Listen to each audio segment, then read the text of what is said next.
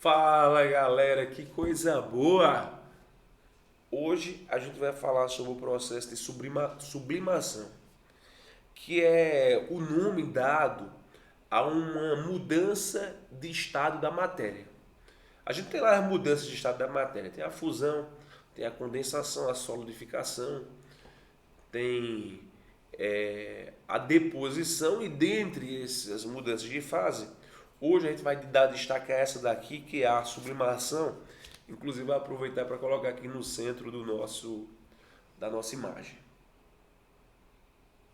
Professor, primeiro, o que seria a sublimação? Galera, para ser direto, tem que memorizar isso aqui, ó. Passagem do estado sólido para o gasoso. Digo mais, passagem do estado sólido para gasoso que acontece mediante absorção de energia. O processo de sublimação é um processo chamado de endotérmico. Energia deve ser fornecida para o material para que ele passe a sublimar.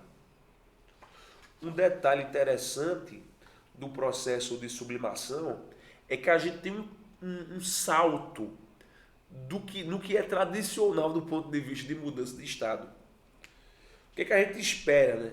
Que o sólido ele passe para a fase líquida, quando a gente aquece ele. Só que no caso da sublimação, o sólido ele não passa para a fase líquida, ele pula, ele salta diretamente para cá, tá certo? O solo ele salta e vira gás de forma quase que imediata. Isso, claro, mediante o fornecimento de energia. Aí, galera, eu trouxe aqui um desenho para ilustrar, ó, o que seria a sublimação. Tá aqui e tá aqui o que é esperado.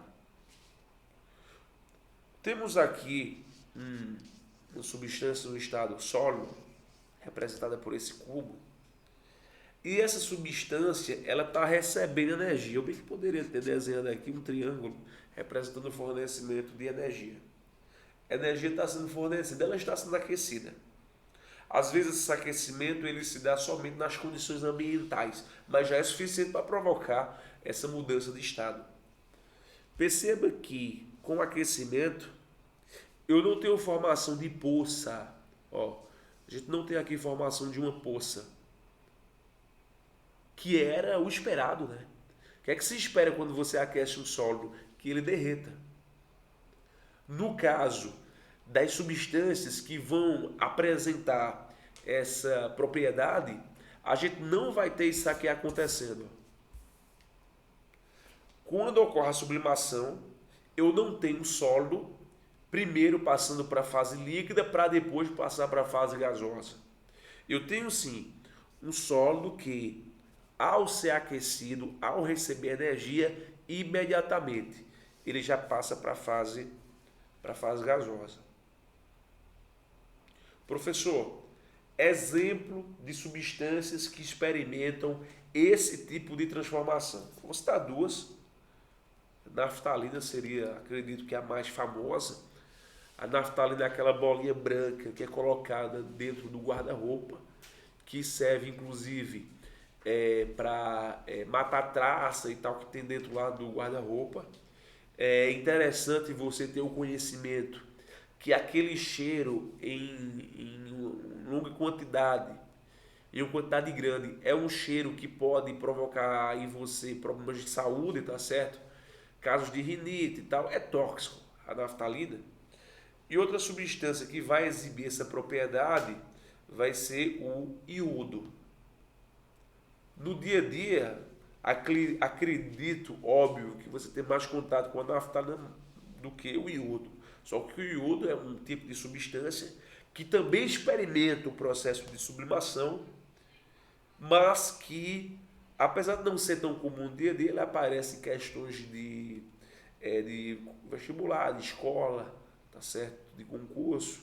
Ele, hora ou outra, está aparecendo, e ele é importante porque ele faz parte da tireoide, está presente no sal de cozinha, então tem sua relevância do ponto de vista social também, o iodo.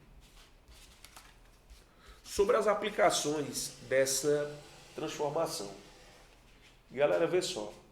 Eu vou trazer aqui algumas aplicações da sublimação. Bom, a primeira aplicação que eu considero do ponto de vista industrial é a purificação de materiais.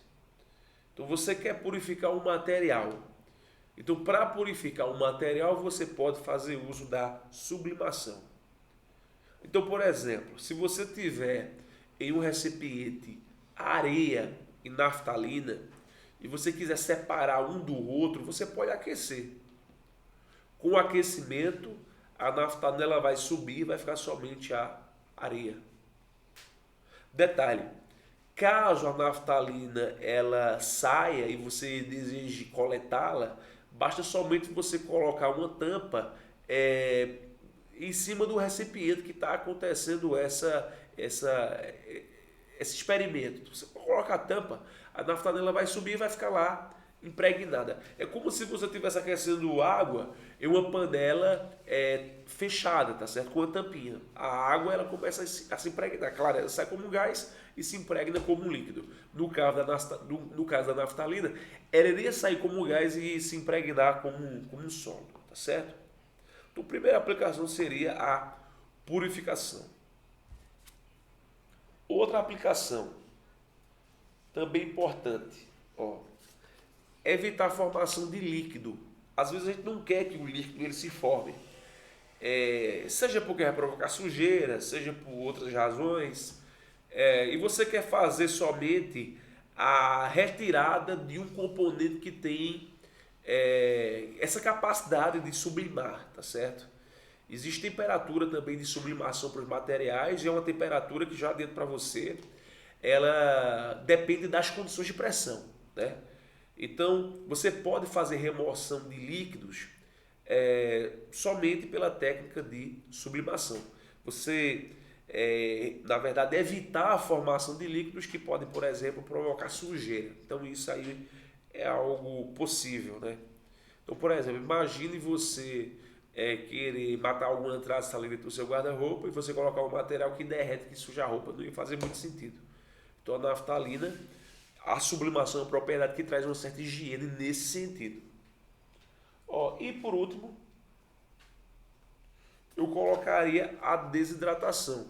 Você pode desidratar alguns materiais, no caso provocar a remoção de água, fazer com que a água evapore, eu vou colocar algumas aspas porque não é evaporação, é sublimação,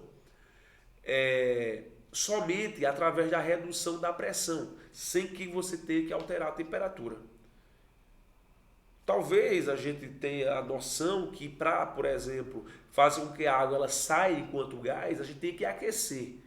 Mas nem sempre isso acontece na prática, né? Dependendo das condições que você submete o material que tem água, se você reduzir a pressão, essa água ela pode sair enquanto vapor, enquanto gás, sem que você tenha que alterar a temperatura. Pelo contrário, talvez até você tenha que baixar a temperatura para que isso aconteça.